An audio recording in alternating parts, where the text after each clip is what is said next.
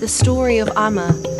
In a small village in the eastern region of Ghana, lived an old couple and their only daughter, Amma. Amma was just 18 years old, a beautiful young girl with dark skin that glowed in the sun and eyes full of innocence.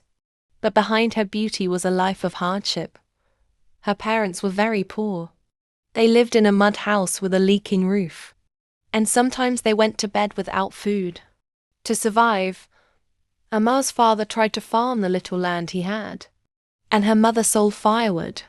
But it was never enough.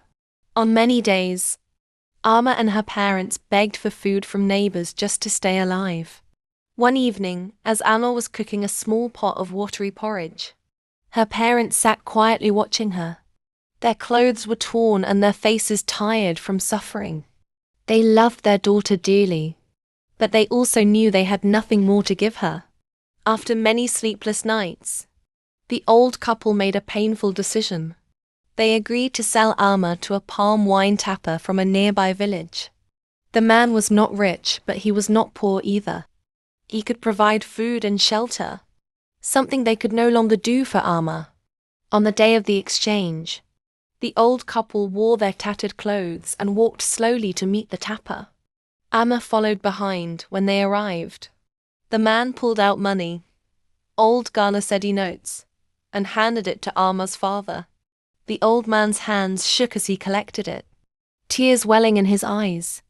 Amma, only 18, stood quietly as the reality sank in. She was no longer just their daughter. She was being given away because of poverty.